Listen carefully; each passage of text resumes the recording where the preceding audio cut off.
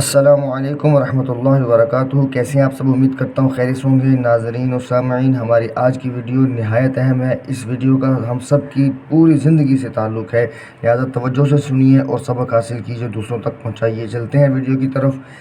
اللہ رب العزت جل شانہ و عما نوالہ کے پیارے محبوب نبی حضرت موسیٰ علیہ السلام سے ایک دفعہ اللہ رب العزت نے فرمایا کہ اے کلیم اللہ، ایسے منہ سے میری مدد طلب کر جس سے تو نے کبھی کوئی گناہ نہ کیا ہو۔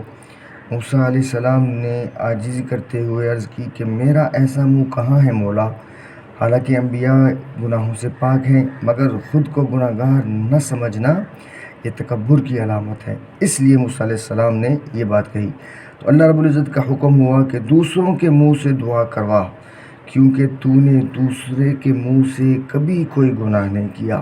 مطلب جس کا منہ ہے وہی گناہ کرے گا، اس منہ سے دوسرا تو نہیں کر سکتا۔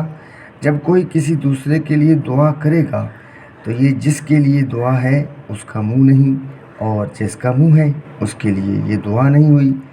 لہٰذا جس منہ سے تو نے کبھی گناہ نہیں کیا وہ دوسرے ہی کا منہ ہو سکتا ہے، تو ایسا عمل اختیار کر کہ بہت سے منہ تیرے واسطے دن رات دعا میں مصروف رہیں۔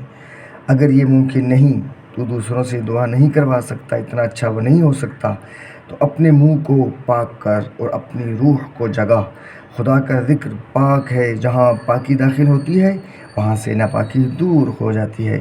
ہر چیز اپنی ضد سے، اپنی اپوزٹ سے بھاگتی ہے، چنانچہ جب اجالا ہوتا ہے تو رات غائب ہو جاتی ہے۔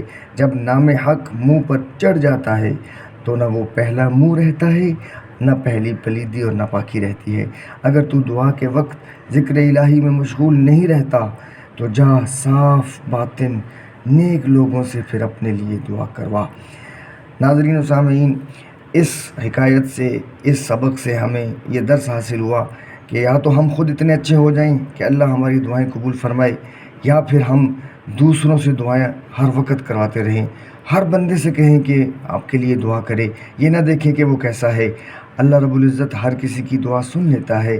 دوسروں سے جب دعا کروائیں گے تو آپ کے حق میں وہ دعا ایسے منہ سے ہو رہی ہے جس منہ سے آپ نے کوئی گناہ نہیں کیا۔ اور اس میں یاد رکھیں، سب سے پہلے والدین کی دعا ہے، استاد کی دعا ہے، مرشد کی دعا ہے۔ سب سے پہلے ان لوگوں کی دعائیں لیں۔ اگر ان سے دعائیں نہیں لیں اور دوسرے لوگوں سے دعائیں لیتے ہیں تو اس کا کیا فائدہ؟ اور ہو سکے تو ہمارے لیے بھی دعا کیجیے گا۔ اجازت دیجیے، اللہ حافظ۔